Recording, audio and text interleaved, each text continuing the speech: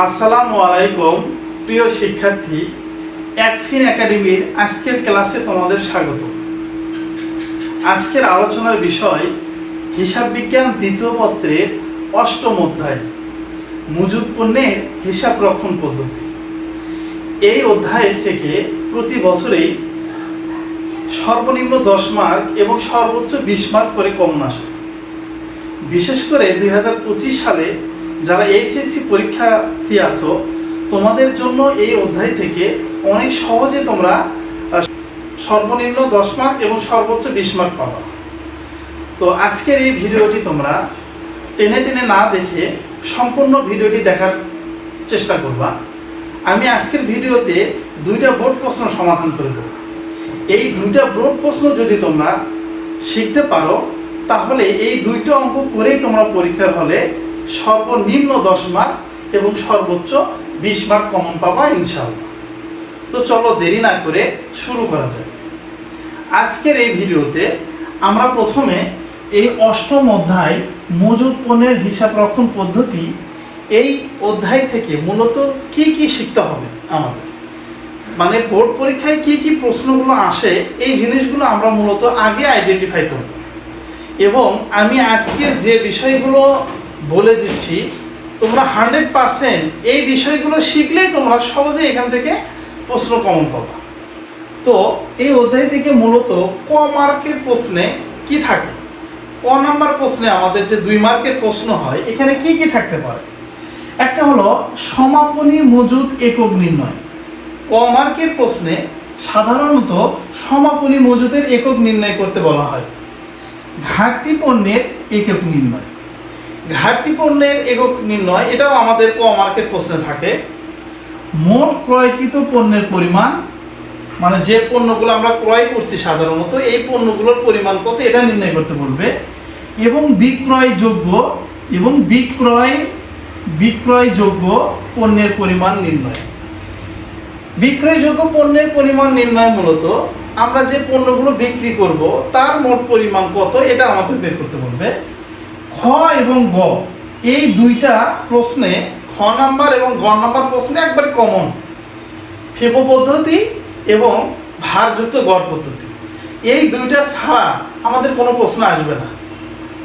তো ভালো করে খেয়াল করুন, আমরা এই অধ্যায় থেকে খ এবং গতে ফিফো পদ্ধতি এবং ভারযুক্ত গড় পদ্ধতি এই 2 পদ্ধতি শিখলে আমাদের 2025 সালের যারা এসএসসি পরীক্ষার্থী আছো, তোমরা 100% এখান থেকে প্রশ্ন কমন পাবে।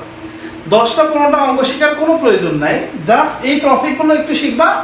এবং আমি আজকে যে বোর্ড প্রশ্নগুলো সমাধান করে দেবো, এই 2টা বোর্ড প্রশ্ন করবা, আশা করি তাতে তোমাদের এই অধ্যায় থেকে কাজ হয়ে যাবে।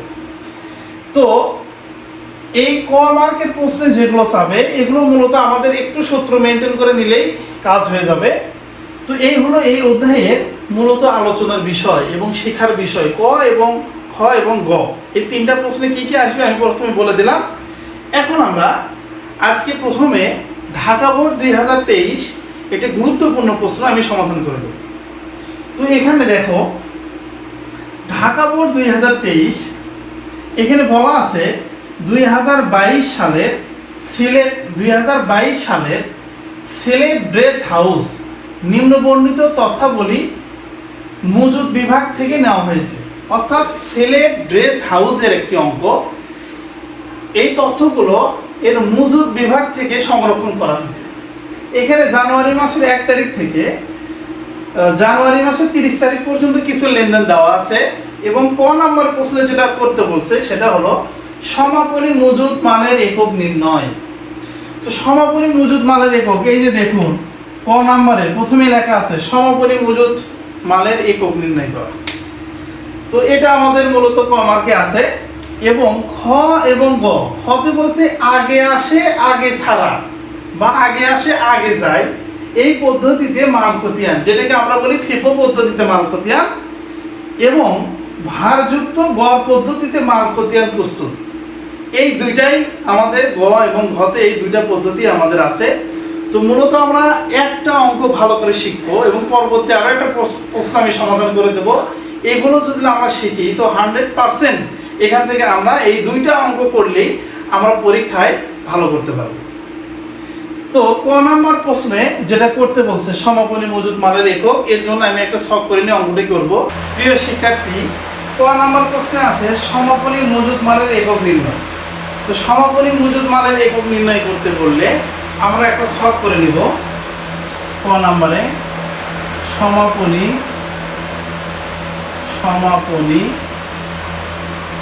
মজুদ মালের একক আমরা একটা শখ করব, এটা হলো বিবরণ আর একক, একটা শখ করে ফেলব। একটা হবে বিবরণ, একটা হবে একক। তো এখানে এটাকে শখেও করা যায়, আবার অন্যভাবে সূত্র আকারে লিখেও করা যায়। তো ক নম্বরে আমাদের সমাপনী মজুদ মালের একক নির্ণয় করতে বলছে।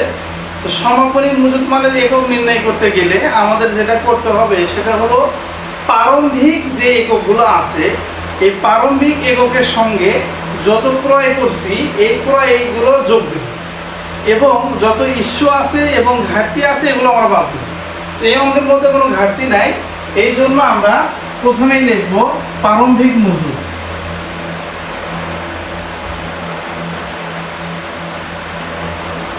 তো প্রারম্ভিক মজুদ আমাদের এখানে আছে 600 একক, এর সঙ্গে আমরা যোগ দেব ক্রয়। তো ক্রয় আমাদের অঙ্কের মধ্যে 5 তারিখে আছে 1200 একক, 15 তারিখে আছে 700 একক এবং 25 তারিখে আছে 500 একক। তো এই ক্রয় এককগুলো আমরা কি করব, যোগ করে দেব। অর্থাৎ 1200 যোগ 700 যোগ 500, এই মোটে হলো 2400 একক। এই 2400 একক আমরা এখানে লিখে নেব। তাহলে 2400 যোগ করলে আমাদের 3000 একক হয়। এখান থেকে আমরা বাদ দিয়ে দেব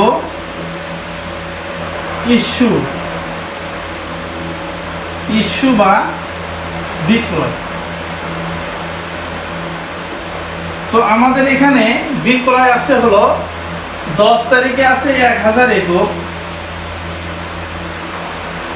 20 তারিখে 800 একক এবং 30 তারিখে 800 একক।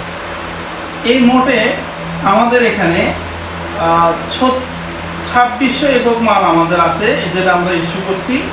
এটা বাদ দিলে আমাদের 400 একক মাল থাকে। এটাই হলো আমাদের সমাপনী মজুদ মালের একক। সমাপনী মজুদ পণ্য আছে হলো আমাদের 400 একক। এটাই হলো আমাদের ক নম্বরে সমাপনী মজুদ পণ্যের মূল্যের পরিমাণ নির্ণয় করা।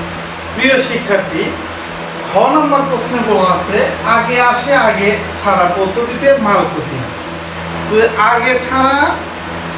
আগে আসে আগে যায় পদ্ধতিতে মাল ক্ষতিয়ান বলতে আমরা ফিফো পদ্ধতিকে বুঝি। তাই আমরা ফিফো পদ্ধতিতে একটি মাল ক্ষতিয়ানের ছক অঙ্কন করে নেব। তো এখানে উপরে আমরা প্রতিষ্ঠানের নাম লিখব, সিলেট ড্রেস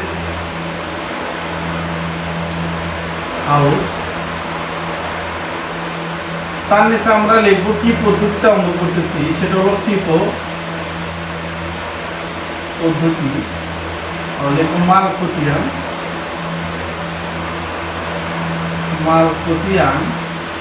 প্রস্তুত করতেছি। এটা হলো ফিফো পদ্ধতি।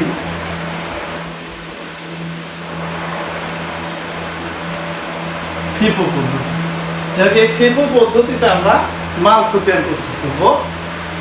তো এখানে এই পদ্ধতিতে যখন আমরা মাল খতিয়ান প্রস্তুত করব, ফিফো পদ্ধতির মূল বিষয়টা হলো আগে আসে আগে যায়। অর্থাৎ যে পণ্যটা আমাদের গোডাউনে আগে আসবে, আমরা যখন পণ্যটা বিক্রি করতে যাব, যে পণ্যটা গোডাউনে আগে আসবে ওই পণ্যটা আমরা আগে বিক্রি করব। এটাই হলো ফিফো পদ্ধতির মূল বিষয়। তো এখানে আমাদের জানুয়ারির 1 তারিখে প্রারম্ভিক উদ্বৃত্ত ছিল 600 একক এবং একক প্রতি 52 টাকা ধরে। তো এটা আমরা আগে তারিখের ঘরে লিখে নেব যে 2022 সাল জানুয়ারি মাসের 1 তারিখে আমাদের প্রারম্ভিক উদ্বৃত্ত ছিল তাহলে আমরা প্রারম্ভিক উদ্বৃত্ত লিখব। প্রারম্ভিক উদ্বৃত্ত এটা ক্রয়, ইস্যু এবং উদ্বৃত্ত, এই তিনটা ঘরের মধ্যে প্রারম্ভিক উদ্বৃত্ত সবসময়ের জন্য আমরা উদ্বৃত্তের ঘরে লিখব। এটা আমাদের 600 একক, এককের ঘরে লিখব 600। দর আছে আমাদের 52 টাকা দরে, তাহলে দরের ঘরে 52 লিখব এবং গুণ করলে যেটা পাওয়া যায় এটা হবে টাকার ঘরে, অর্থাৎ 600 গুণন 52, এই মোটামুটি আমাদের 31,200 টাকা হয়। এটা আমরা টাকার ঘরে লিখব যে 31,200। এরপরে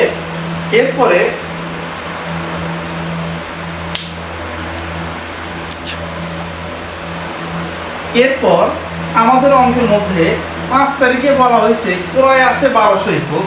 তো আমরা এখানে জানুয়ারি মাসের 5 তারিখ দেব, আছে ক্রয়, তাহলে আমরা বিবরণের ঘরে লিখব ক্রয়। ক্রয় লিখে আমাদের এখানে ক্রয়ের ঘরে লিখতে হবে। ক্রয় আছে 1200 একক, একক প্রতি 50 টাকা দরে, তাহলে আমরা এককে লিখব 1200 এবং দরের ঘরে লিখব 50। এই মোটামুটি আমরা গুণ করলে 5 12 60,000 টাকা হয়।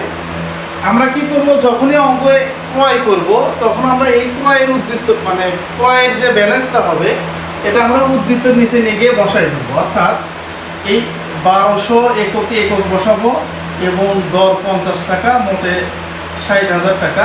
এখানে ক্রয়ের ঘরে যে পরিমাণ ব্যালেন্স আছে এককে একক, দরে দর এবং টাকায় টাকা, এটা নিয়ে যে আমরা এখানে উদ্বৃত্তের নিচে বসাই দেবো। দেওয়ার পরে এখান থেকে এই পুরোটা আমরা টানে দেব।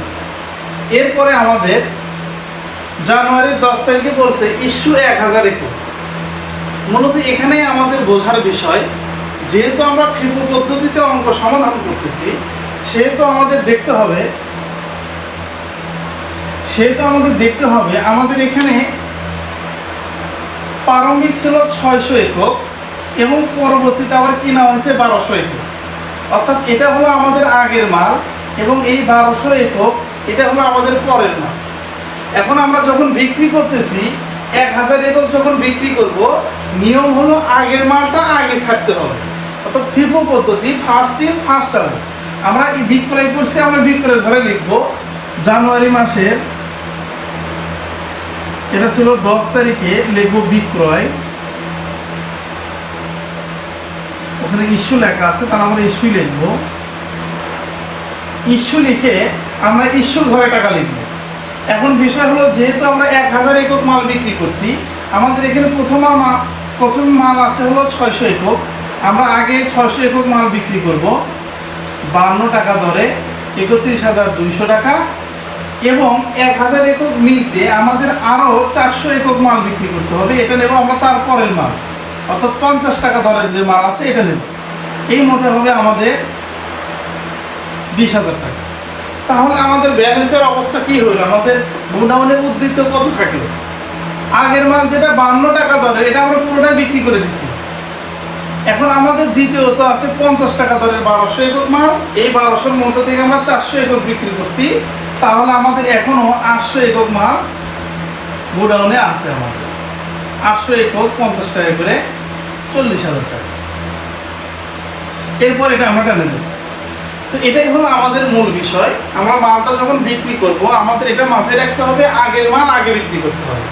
যেহেতু আমাদের আগের মাল ছিল 600 একক এবং তারপরের মাল ছিল 1200 একক, আমরা এখানে 1000 একক মাল 10 তারিখে ইস্যু করছি, আগের মাল আগে ছাড়বো, অর্থাৎ আগের 600 এককটা আগে বিক্রি করে দেবো এবং 1000 মিল হতে অবশিষ্ট যা লাগবে এটা আমরা এই তারপরের মাল যেটা আছে, অর্থাৎ 50 টাকা দরের যে মাল আছে, এখান থেকে আমরা 400 একক নিয়ে এই মোটে 1000 একক মিল করব। এরপরে আমাদের 10 তারিখের পরে 15 তারিখে বলা আছে ক্রয়। জানুয়ারি মাসের 15 তারিখে বলা আছে ক্রয়। তো একটা জিনিস আমাদের মাথায় রাখতে হবে, ক্রয় করলে আমাদের উদ্বৃত্ত যেটা থাকবে এখানে, এই উদ্বৃত্ত যেটা থাকবে এই উদ্বৃত্তটা আমরা এখানে নিশ্চয় আগে লিখে নেব।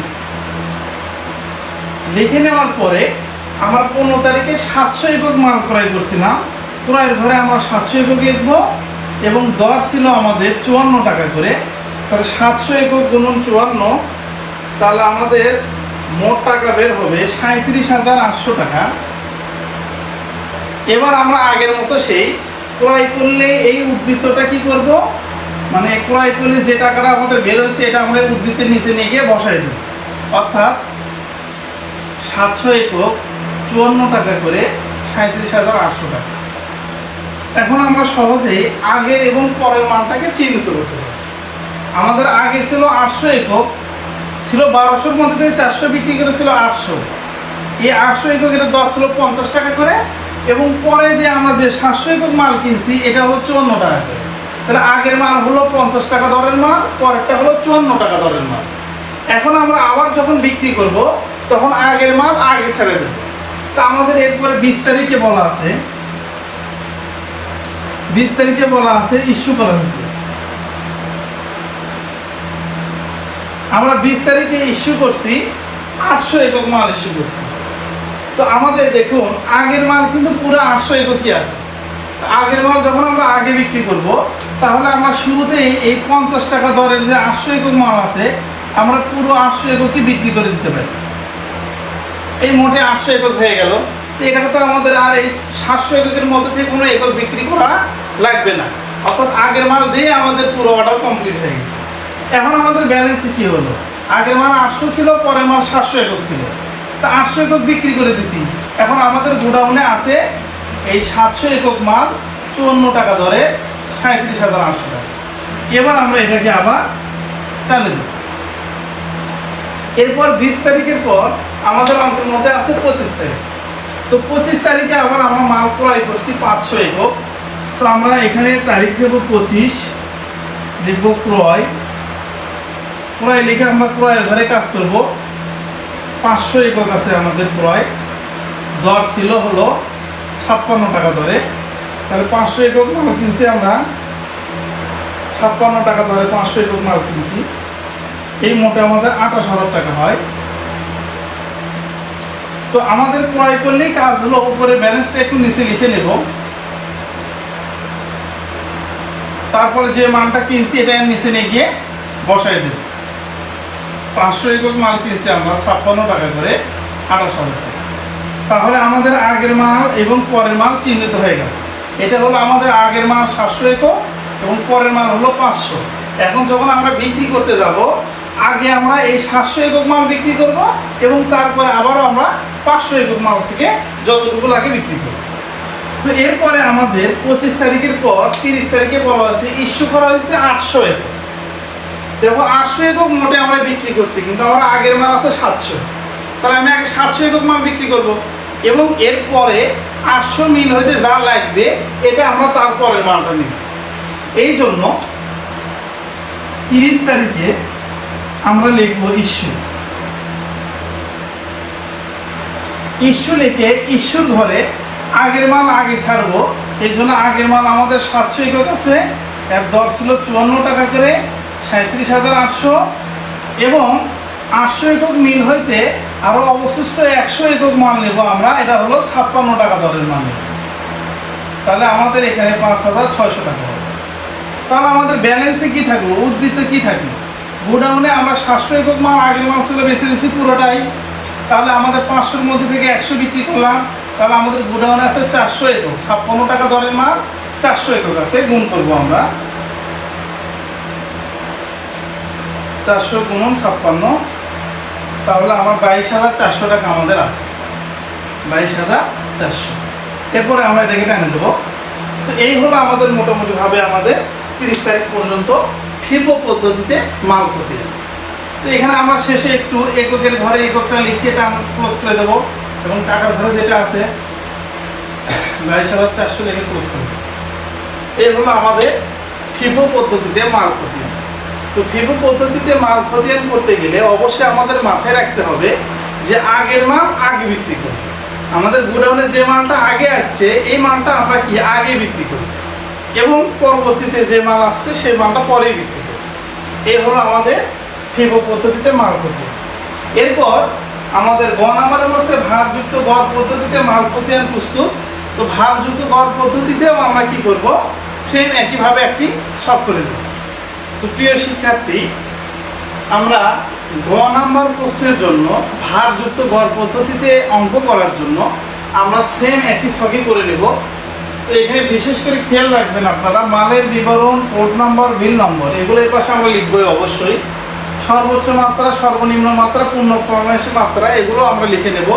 এখানে প্রতিষ্ঠানের নাম লিখবো, মাল খতিয়ান, ভারযুক্ত গড় পদ্ধতি, এই সুন্দর করে আমরা ছকটা করে নেব। নেওয়ার পরে এখন আসুন ভারযুক্ত গড় পদ্ধতিতে কিভাবে আমরা মাল খতিয়ান প্রস্তুত করি। দেখুন, প্রথম থেকে আমাদের জানুয়ারি মাসের 1 তারিখ 2022 সাল, এখানে আমরা দিয়ে নেব 2022 সাল জানুয়ারি মাসের 1 তারিখ লিখে আমাদের যে প্রারম্ভিক উদ্ধৃত আছে, প্রারম্ভিক উদ্ধৃত আমরা আগের মতনই লিখে নেব।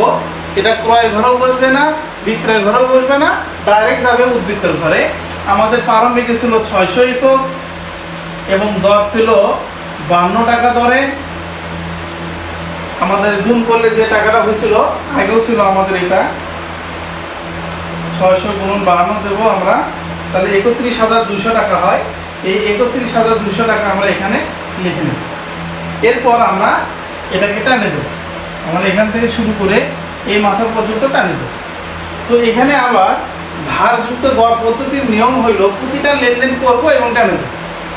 তো এরপরে আমাদের যেটা ছিল জানুয়ারি মাসের 5 তারিখে, আমাদের ক্রয় ছিল, জানুয়ারি মাসের 5 তারিখে ক্রয় করছিলাম 1200 একক। ক্রয় ঘরে আমরা লিখি 1200 একক।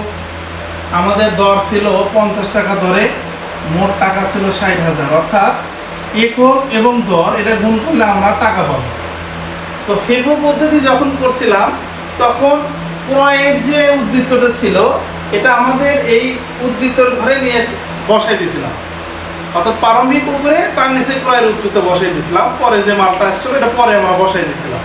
কিন্তু ভারযুক্ত গড় পদ্ধতিতে কাজ হলো, যখনই মাল আমরা কিনবো তখনই ওই মালের নতুন করে আবার দর নির্ণয় হবে। অর্থাৎ এটা কিভাবে করব, দেখুন, মাল যখনই ক্রয় করব আমাদের উদ্ধৃতের একক এবং ক্রয়ের একক এটা আমরা যোগ করব। এখানে 600 একক ছিল, এখানে 1200 একক, এই মোটে হলো 1800 একক।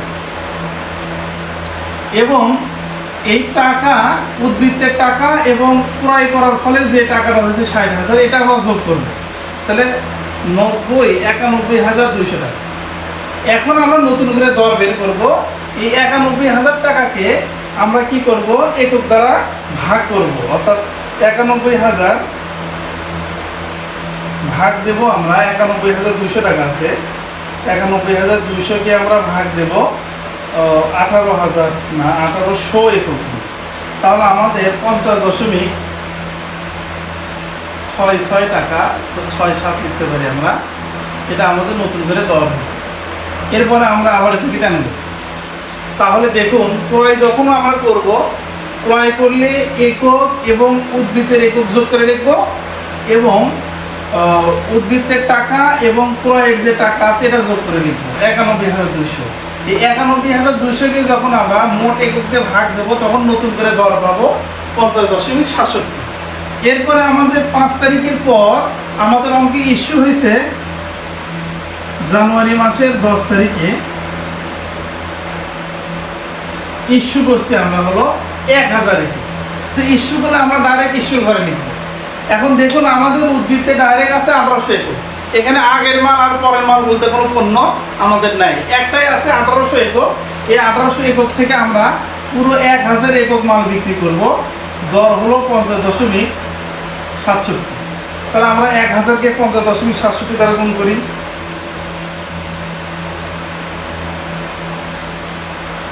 তাহলে মোটে 50,670 টাকা হবে। এরপরে আমাদের দেখুন, এখানে ব্যালেন্সে আছে 1800 মধ্যে থেকে আমরা 1000 বিক্রি করলাম, তাহলে আমাদের 800 একক আর আছে। এটা 50.67 দর তো আছে এখানে দেওয়া। তাহলে 800 গুণন 50.67, এই মোটে হবে 40,536 টাকা, 40,536। এরপরে আমরা এটাকে আবার টানে দেব। তাহলে দেখুন, এখানে ইস্যু করলে কি কাজ হচ্ছে আর ক্রয় করলে কি কাজ হচ্ছে, এই দুইটা এন্ট্রি জানলেই কাজ শেষ। ক্রয় করলে আমরা একক এবং ক্রয়ের একক যোগ করে লিখতেছি উদ্বৃত্তের টাকা এবং ক্রয়ের ফলে যে টাকা হয়েছে এটা যোগ করতেছি, করার পরে মোট টাকাকে মোট একক দিয়ে ভাগ দিলে নতুন করে দর পাচ্ছি। আর বিক্রয়ের সময় তেমন কোনো ঝামেলা নাই, একবার ডাইরেক্ট কত একক বিক্রি করছি 1000, এই 1800-র মধ্যে থেকে 1000 একক বিক্রি করে দিলাম। দর তো এখানে দর আছে 50.67 গুণ করে টাকা লিখলাম। 1800-র মধ্যে 1000 বিক্রি করলাম, তাহলে আমাদের 800 একক থাকে, দর যা আছে গুণ করলে টাকা পাওয়া যাচ্ছে। এরপরে আমাদের জানুয়ারি 10-এর পরে 15 তারিখে আমরা আবার এখানে বলা আছে ক্রয় 700 একক, একক প্রতি 54 টাকা। তাহলে ক্রয় করলে ক্রয়ের ঘরে আমরা লিখি 700 একক ক্রয় করা হয়েছে 54 টাকা করে। তাহলে 700 একক 54 করে হইলে তাহলে মোটে হয়েছে 37,800 টাকা। এবার আমরা সে আগের মতো আবার ক্রয় করার ফলে নতুন করে দর নির্ণয় করতে হবে, একক আর এই একক যোগ করি, তাহলে হইলো আমাদের 1500 একক। এই টাকা আর এই টাকা আমরা যোগ করব, অর্থাৎ 40,536 টাকা যোগ দেব আমরা 37,800। এই মোটে হবে 78,336 টাকা। এই 78,336-কে যখন আমরা মোট একক দ্বারা ভাগ করব তখন দর পাবো নতুন করে 52.22 টাকা আমরা দর পাবো, 52.22 টাকা। এরপর আবার আমরা দেব। এরপর আমাদের 15 পরে আবার আছে 20 তারিখ, আমরা জানুয়ারির 20 তারিখ লিখবো। যেহেতু ইস্যু করছি তাহলে আমরা ইস্যু লিখবো। ইস্যু লিখে কত একক ইস্যু করছে আমরা এখানে 800 একক। তাহলে আমরা এই যে ইস্যুর ঘরে লিখে দেবো 800 একক, দর আমাদের 52.22। তাহলে 800 গুণন 52.22, তাহলে 41,776 টাকা। এখন আমাদের ব্যালেন্সে কত থাকলো? 1500-র মধ্যে 800 আমরা বিক্রি করে দিলাম, তাহলে আমাদের 700 একক থাকে। 700 একক 52.22 করে, তাহলে 700 একক 52.22, 700 একক গুণন 52.22, তাহলে পাবো 36,554। দেখুন এখানে একক আর দর গুণ করলে যে টাকা পাওয়া যায় এটা তো বুঝতে হবে, কারণ টাকা কই থেকে পাচ্ছি এটা নিয়ে কোনো প্রশ্ন করার কোনো অপশন নাই, কারণ একক আর দর এটা গুণ করলে আমরা টাকা পাই। এরপরে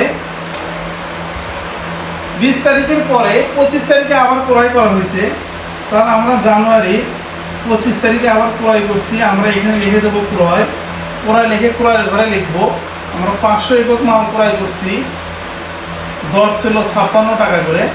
তাহলে 500 গুণন 56, এই মোটে হয়েছে 28,000 টাকা। আমরা 28,000 টাকা এখানে লিখলাম। এখন সে আবারও নতুন করে দর নির্ণয় করব, এর জন্য আমাদের একক আর একক যোগ করতে হবে। 700 একক ছিল আগে উদ্বৃত্ত, নতুন করে আবার 500 কিনছি, তাহলে আমাদের 1200 একক হইল। এবং টাকা ছিল আগে 36,554, নতুন করে হয়েছে আবার 28,000। এই 28,000-এর সঙ্গে আবার যোগ দেবো 36,554 টাকা। এই মোটে 64,554, 64,554। আমরা এখন এই 64,554-কে ভাগ দেব 1200 একক, এই মোটে পাবো আমরা দর 53.79, 53.79 পয়সা। এরপর আমরা আবার এটাকে টানে দেবো। টানে দেওয়ার পর আমাদের আবার 30 তারিখ আছে। 30 তারিখে আবার আমরা ইস্যু করছি। আমি এখানে ইস্যু লিখে নিলাম। তো আমরা ইস্যু করছি 800 একক। তো আমরা ইস্যু ঘরে লিখে দেবো, যেহেতু আমাদের 1200 একক মাল আছে, এর মধ্যে আমরা ইস্যু ঘরে লিখলাম 800 একক, দর আমাদের 53.79। তাহলে গুণ করে দেই 800 গুণন 53.79। আমরা জানি একক এবং দর এটা গুণ করে টাকা পাওয়া যায়। এই হলো 45,432। এখন আমাদের 1200 এককের মধ্যে থেকে 800 একক বিক্রি করলাম, তাহলে আমাদের আর 400 একক থাকে। দর তো দেওয়াই আছে 53.79, তাহলে 400 গুণন 53.79, এই হইল 21,516, 21,516। তো এই 30 তারিখ পর্যন্ত লেনদেন দেওয়ার পরে আমাদের আর কোনো লেনদেন নাই, তাহলে আমরা এককটা একটু লিখে ক্লোজ করে দেবো এবং টাকাটা লিখে একটু ক্লোজ করে দেবো। এই মোটামুটি হলো আমাদের ভারযুক্ত গড় পদ্ধতিতে মাল প্রক্রিয়া।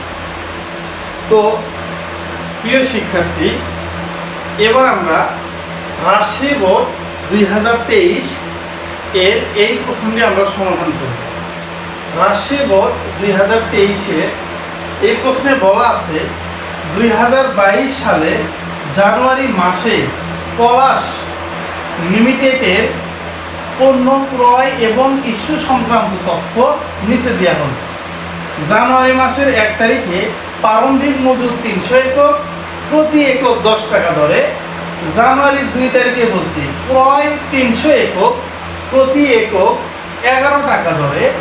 জানুয়ারির 3 তারিখে বলা আছে ইস্যু 400 একক। জানুয়ারির 7 তারিখে বলা আছে ইস্যু 100 একক। জানুয়ারির 10 তারিখে আবারও ক্রয় করা হয়েছে 400 একক, একক প্রতি 12 টাকা দরে। এবং জানুয়ারির 25 তারিখে ইস্যু করা হয়েছে 200 একক। ক নম্বর প্রশ্নে বলা আছে বিক্রয়যোগ্য পণ্যের পরিমাণ নির্ণয়, অর্থাৎ কি পরিমাণ পণ্য আমরা বিক্রয় করতে পারব। তো বিক্রয়যোগ্য পণ্যের পরিমাণ বলা আছে, এখানে আমরা এককে নির্ণয় করব যে কি পরিমাণ পণ্য আমরা বিক্রয় করতে পারবো। তো বিক্রয়যোগ্য পণ্যের পরিমাণ নির্ণয় করতে বললে আমরা একটা ছক করে নেব। ক নম্বরে লিখবো আমরা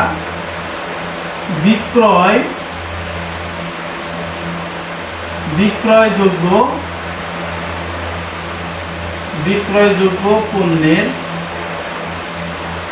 পরিমাণ। আমরা একটা ছক করব, সেটা হলো বিবরণ এবং এককের ছক করব, বিবরণ এবং একক। অর্থাৎ আমরা এখানে বিক্রয়যোগ্য পণ্যের পরিমাণ বের করতেছি, পণ্যের পরিমাণ অর্থাৎ এককে বের করব। এটা বিবরণ হবে, এটা হবে টাকা, এখানে হবে একক। তো বিক্রয়যোগ্য পণ্যের পরিমাণ নির্ণয় করতে বললে আমরা সাধারণত প্রারম্ভিক সহ যত একক মাল ক্রয় করছি এগুলো যোগ করলে আমাদের বিক্রয়যোগ্য পণ্যের একক পাওয়া যায়। অর্থাৎ প্রারম্ভিক সহ যত ক্রয় একক আছে এগুলো যোগ দিলে আমরা বিক্রয়যোগ্য পণ্যের পরিমাণ পাব। বিক্রয়যোগ্য পণ্যের পরিমাণ পাবো। তো আমাদের এখানে প্রথমে আমরা প্রারম্ভিক মজুদ এটা আমরা লিখবো। প্রারম্ভিক মজুদ ছিল আমাদের 300 একক। এরপরে আমরা যোগ দেব ক্রয়। তো ক্রয় আছে আমাদের কত একক, 2 তারিখে করছিলাম ক্রয় 300 একক। এরপরে 10 তারিখে ক্রয় করছিলাম 400 একক। এই মোটে আমাদের 700 একক মাল আমরা ক্রয় করছি।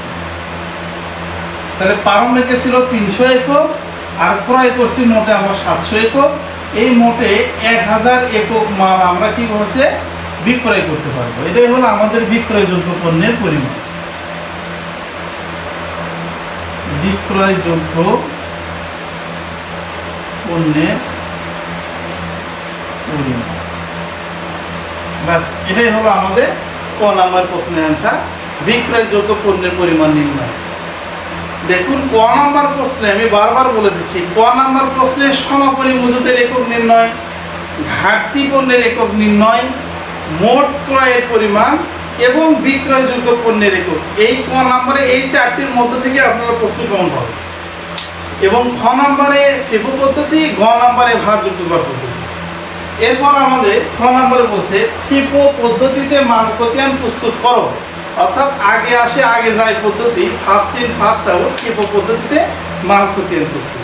এর জন্য আমরা একটা সব প্রিয় শিক্ষার্থী, খ নম্বর প্রশ্নে বলা আছে FIFO পদ্ধতিতে মাল খতিয়ান প্রস্তুত করো। আমরা FIFO পদ্ধতিতে মাল খতিয়ান করার জন্য আমরা এখানে একটি মাল খতিয়ানের ছক অঙ্কন করে নিয়েছি। আগের অঙ্ক নেয় এই অঙ্ক আমরা প্রথমে খ নম্বরে FIFO পদ্ধতিতে মাল খতিয়ান করি।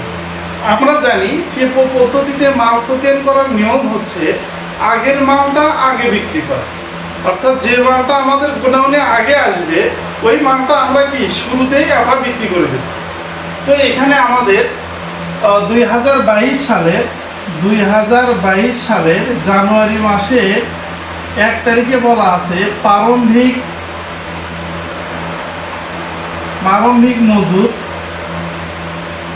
মজুদ আমরা আগের অঙ্কেও করছি। এটা ক্রয়ের ঘরেও যাবে না, বিক্রয়ের ঘরেও যাবে না, এটা ডাইরেক্ট আমাদের উদ্বৃত্তের ঘরে বসাইতে হবে। প্রারম্ভিক মজুদ ছিল 300 একক, আমাদের দর ছিল 10 টাকা করে, এই মোটে আমাদের 3000 টাকা হয়। এটা বসানোর পর আমাদের 2 তারিখে বলা আছে জানুয়ারি মাসের 2 তারিখে বলা আছে ক্রয়। আমরা ক্রয় করছি কত একক? 300 একক মাল ক্রয় করছি 11 টাকা দরে। এই জন্য আমরা ক্রয়ের ঘরে লিখবো 300 একক, দরে লিখবো 11। এবং আমরা জানি ক্রয় একক এবং দর এটা গুণ করলে টাকা পাওয়া যায়। 3300 টাকা আমাদের হলো টাকার পরিমাণ। এরপর আমরা যেটা করব, ক্রয়ের যে টাকাটা বের হয়েছে এটা আমরা নিজে ডাইরেক্ট উদ্বৃত্তের নিচে নিজে বসায় দেব। যেমন আছে তেমনই এককের নিচে 300 একক, দরে 11 টাকা করে 3300 টাকা বসায় দেওয়ার পর আমরা এটাকে টেনে দেব। এরপর আমাদের অঙ্কের মধ্যে বলা আছে জানুয়ারির 3 তারিখে ইস্যু। দেখুন জানুয়ারির 3 তারিখে আমরা ইস্যু করছি কত একক? আমাদের অঙ্কে বলা আছে 400 একক মাল আমরা ইস্যু করছি। তাহলে পদ্ধতি যেহেতু FIFO পদ্ধতিতে মাল খতিয়ান, তাহলে আমাদের মনে রাখতে হবে আগের মালটা আগে বিক্রি করতে হবে। তাহলে আমাদের এই গোডাউনে আগের মাল ছিল 300 একক, যেটা 10 টাকা দর, এবং তারপরে আমরা কিনছি 2 তারিখে 300 একক 11 টাকা দর। এখন এখানে বিষয় হলো আমি 400 একক মাল বিক্রি করছি, কিন্তু আমার আগের একক আছে 300, তো আগে 300 একক মাল আমরা ইস্যু করে দেবো। ইস্যুর ঘরে লিখবো 300, 10 টাকা করে 3000 টাকা। এবং 400 একক মিল হইতে আরও যে 100 একক লাগবে এটা আমরা এরপরে 300 একক থেকে নেব 100 একক। এটা দর ছিল আমাদের 11 টাকা করে 1100 টাকা।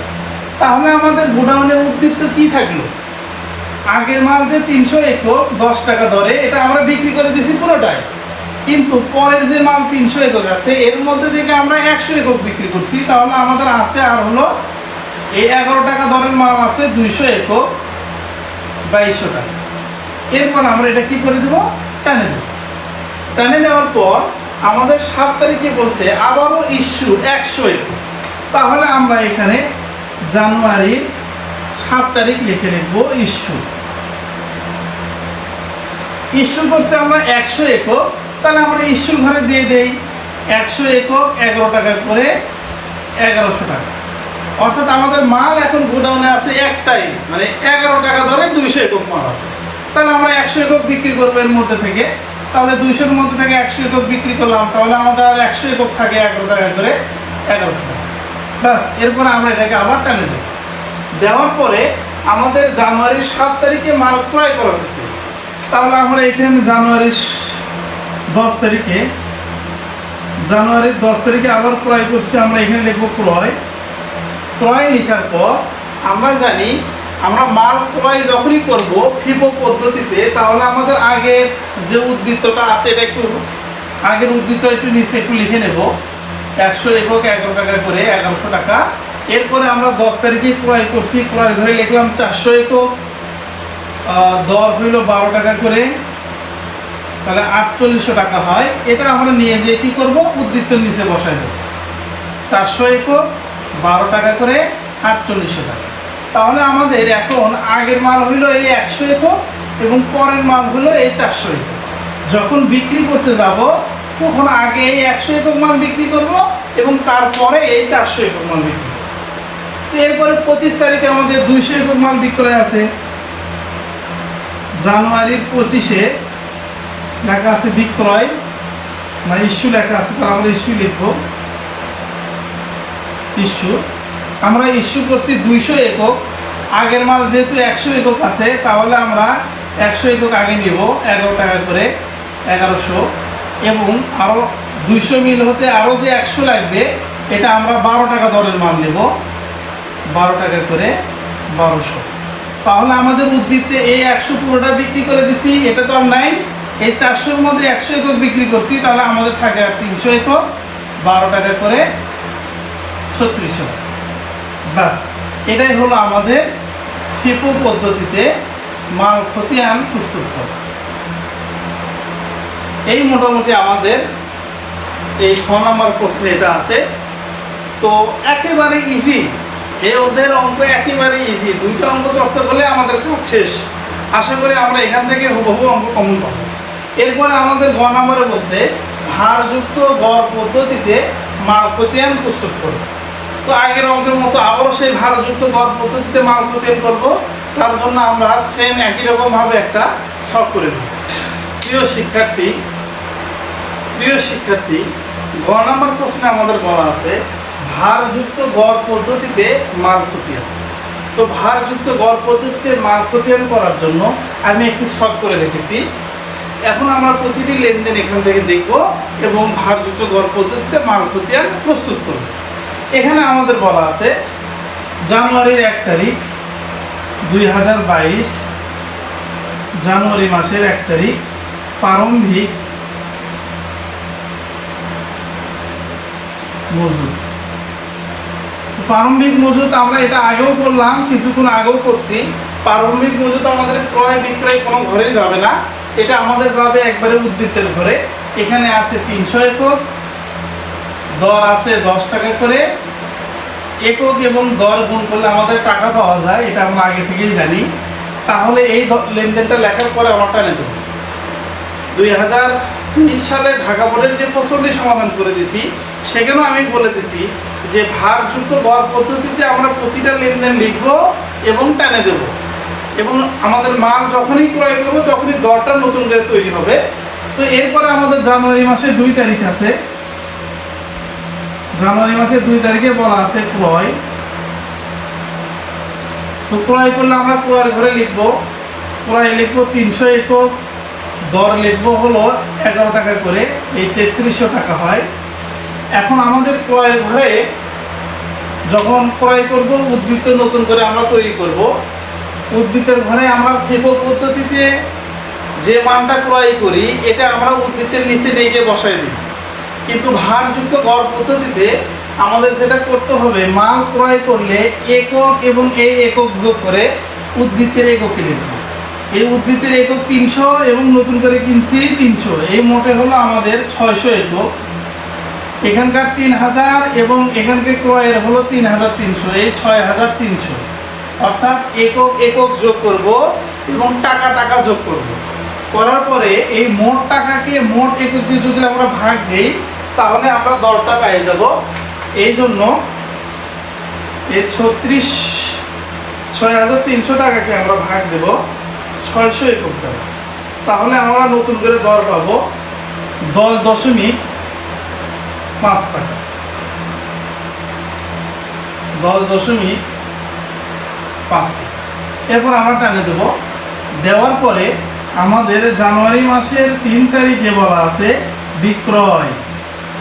তাহলে আমরা বিক্রয় কত একক বিক্রয় করছি, ইস্যু করছি আমরা ইস্যু করছি হলো 100 একক। 3 তারিখে আমরা ইস্যু করছি 400 একক। তাহলে ইস্যুর ঘরে আমরা লিখে দিই 400, দর তো আমাদের দেওয়াই আছে 10.5, এটাকে গুণ করে দেই। 400 গুণন 10.5, এই 4200 টাকা হয়। এবং উদ্ভিদে থাকে আমাদের 600-র মধ্যে 400 বিক্রি করে দিলাম, তাহলে থাকিছে 200 একক 10.5 টাকা করে। তাহলে 200 গুণন 10.5, এই হলো আমাদের 2100 টাকা। আবার আমরা টানে দেব। এরপরে ভারযুক্ত দর পদ্ধতি কিন্তু একেবারে ইজি। এখানে শুধু ক্রয় করলে আমরা নতুন করে দরটা নির্ণয় করে নেব, বিক্রয়ের সময় কোনো সমস্যা নাই। যত একক বিক্রয় আছে দর ওখানে দেওয়াই থাকবে, এটা নিয়ে আমাদের কাজ। 3 তারিখের পরে আছে জানুয়ারি, 7 তারিখে আবার বলছে ইস্যু করা হয়েছে 100 একক। তাহলে আমরা ইস্যুর ঘরে লিখবো 100।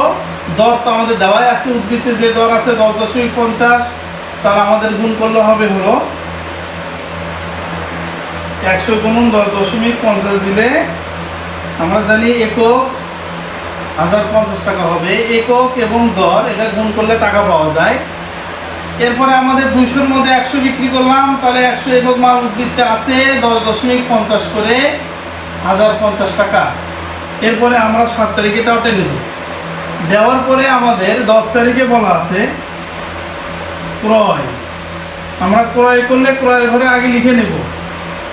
আমরা যেহেতু ক্রয় করছি, ক্রয়ের ঘরে লিখে দিই 400 একক। এটা দর ছিল 12 টাকা করে, তাহলে 4800 টাকা।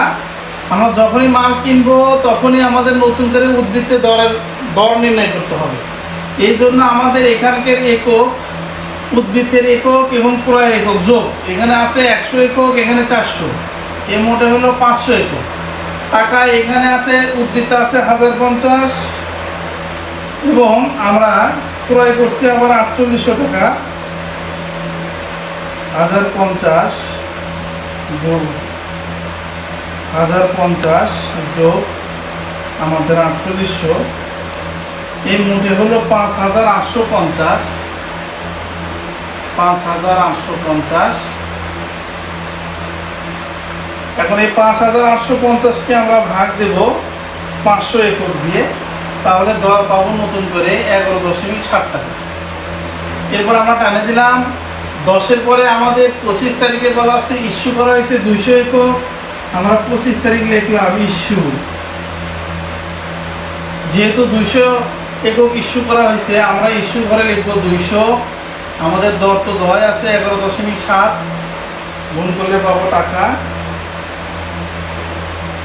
200 গুণন 11.7, তাহলে টাকাই পাবো 2340 টাকা। আমাদের 500-র মধ্যে 200 বিক্রি করলাম, 300 টাকা থাকে, 300 একক থাকে, 11.7 করে 300 গুণন 11.7, তাহলে পাবো 3510 টাকা পাবো। এই মোটামুটিভাবে আমাদের কাজ শেষ। 25 তারিখের পর আমাদের আর কোনো লেনদেন নাই, সেহেতু আমরা এখানে উদ্বৃত্তটা লিখে দেবো এবং এখানে টাকাটা লিখে ক্লোজ করে দেবো। এই মোটামুটিভাবে আমাদের ভারযুক্ত দর পদ্ধতিতে মাল প্রক্রিয়া। তো শিক্ষার্থীরা, আশা করি অঙ্ক দুইটি আপনারা বুঝতে পেরেছেন এবং এই দুটি অঙ্ক আপনারা যদি চর্চায় রাখেন তাহলে আশা করা যায় আপনার পরীক্ষার হলে সর্বনিম্ন 10 মার্ক এবং সর্বোচ্চ 20 মার্ক 100% কমন পাবেন। জাস্ট পদ্ধতি এই দুইটাই, ক্ষেপ এবং ভারযুক্ত, খালি চর্চা করা। আমাদের অঙ্কের মধ্যে এগুলো আমি দুইটাই করে দিলাম। আরও কিছু কিছু বোর্ডের প্রশ্ন আপনারা নিজেরা চর্চা করবেন। আশা করি এই অধ্যায় থেকে আপনারা 100% অ্যান্সার করতে পারবেন। তো ধন্যবাদ সবাই।